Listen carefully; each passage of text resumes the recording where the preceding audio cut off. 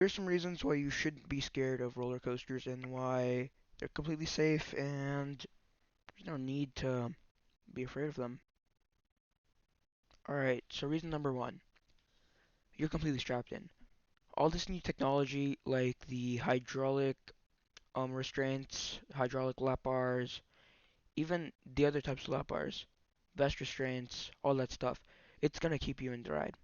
There's such a low chance of you falling out. It's practically impossible unless something goes wrong. More than I'm gonna say about 90 to 95% of the time, it's not the ride's fault that someone falls out the ride or someone gets injured on the ride. It's the ride operator's fault. Let's get an example. A couple years ago, or I don't know how long this was, um, somebody who was missing both their legs was trying to go on a roller coaster. The lap bar wasn't securing him in at all. He could get out of the ride, but he was threatening to sue the park, so the ride operator let him on. This was a mistake. He was ejected from the ride, like not kicked out of the ride. He was thrown off the ride, literally, like on the drop. So yeah, it's not the person's fault most of the time. I mean, it's not the ride's fault most of the time. It's the ride operator's fault because they're ignorant, they're not following park policy, or they're just scared because they don't want to be the reason that the park gets sued or the company gets sued. Okay, so these ride operators, they're pretty ignorant, like I said before, and they do not care for your safety. Obviously, most ride operators do. This is a very small percentage of them that are really just working for the money and don't really care, like I said, about the guests' safety and well-being.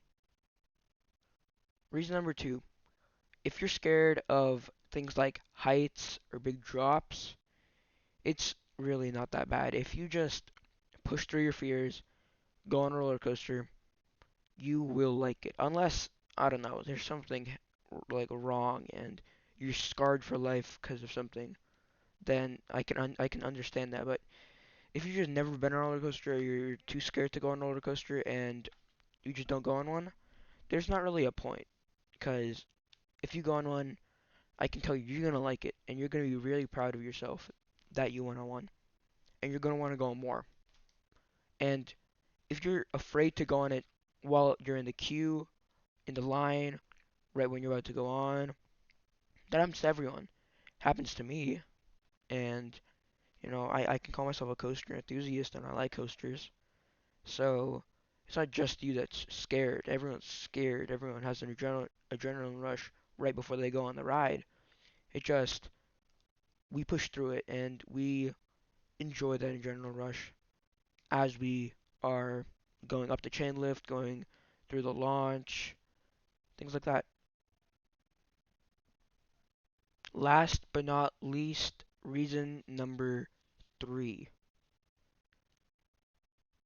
If you're afraid of the cart derailing, the ride derailing, like on recent instances, like on El Toro, as a year back or two, I don't know. Um, it's probably not gonna happen. And if you've ever watched some other movies, or some not some other movies, some movies where there's a roller coaster accident, that's just not gonna happen. Those are completely CGI. Then it's just not gonna happen.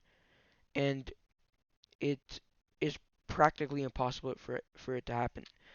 The ride has to have really bad maintenance, like on El Toro. That's the reason why it derailed, and that's also the reason why recently a couple people got injured on it because there's a big pothole on the end near some of the hills. That's why people got injured on it. But even if some things like these happen, you're not gonna die or get extremely injured. It's gonna usually hurt the actual roller coaster more than you. Like it might sound weird, but it probably is unless something really bad happens. So I only have 13 seconds left to record this video, so just subscribe, make sure to subscribe. And if you have any questions for me, comment down below and I'll answer them. It can be at anything. Alright, bye.